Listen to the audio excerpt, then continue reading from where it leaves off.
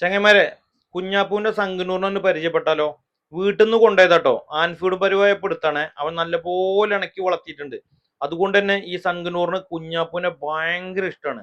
കുഞ്ഞാപ്പൂ ഇല്ലാത്തത് ഫുഡ് പോലും കഴിക്കില്ല. കുഞ്ഞാപ്പൂ ഡെയിലി ഫുഡ് വെച്ചു കൊടുക്കണം, അല്ലെങ്കിൽ അവനോട് തെറ്റും. അവനിടക്ക് ഫ്രൂട്ട്സ് കടയിൽ വരുമ്പോൾ തന്നെ രാവിലെ കൊണ്ടുവരും കേട്ടോ. എന്നിട്ട് വൈകുന്നേരം പോകുമ്പോഴേ കൊണ്ടുപോകുള്ളൂ. അതുവരെ ഇതേപോലെ ഫ്രൂട്ട്സ് കടന്റെ ഉള്ളിൽ കൂടെ ഫുള്ള് പറന്ന് നടക്കും. അവൻ കൊടുക്കുന്ന ഫ്രൂട്ട്സിന്റെ ഓരോ കട്ട് ഫ്രൂട്ട്സുകളൊക്കെ എടുത്ത് അവൻ കഴിക്കും. ഇവന് ഇരിക്കാൻ സ്ഥിരം കുറേ സ്ഥലങ്ങളുണ്ട് കേട്ടോ. അവിടെ സ്ഥിരം ഇരിക്കും.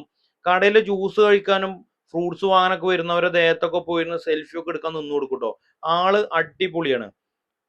സൺകുനൂറുകൾ ഇങ്ങനെയാണ്, നല്ലപോലെ ഇണങ്ങും മനുഷ്യന്മാര്. നമ്മൾ എത്രത്തോളം സ്നേഹിക്കുന്നുവോ അത്രത്തോളം അവര് നമ്മളെയും തിരിച്ച് സ്നേഹിക്കും. അതാണ് സൺകുനൂറിന്റെ ഒരു പ്രത്യേകത. കുഞ്ഞാപ്പൂ എനിക്ക് തോന്നുന്നു ഒരു 1.5 മാസമാണ് സമയത്താണ് കുഞ്ഞിനെ എൻ്റെ വീട്ടിൽ നിന്ന് കൊണ്ടുപോയത്. നല്ലപോലെ കഷ്ടപ്പെട്ട് ഇണക്കി വളർത്തി.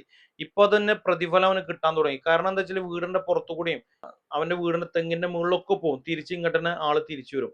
ഇവൻ വിളിച്ചപ്പോ സ്പോട്ടിൽ പറന്നു വരും. കഴിഞ്ഞ ദിവസം ഞാൻ വീഡിയോ ഇട്ടപ്പോൾ ഒരുപാട് പേര് എന്നെ വിളിച്ചിട്ടോ. അതുകൊണ്ട് തന്നെ ഒരു കുഞ്ഞിനെ, ആൻഫീഡിങ് കുഞ്ഞിനെ എൻ്റെ പ്രിയപ്പെട്ട എൻ്റെ ഫോളോവേഴ്സിന് കൊടുക്കാൻ തീരുമാനിച്ചിട്ടുണ്ട്.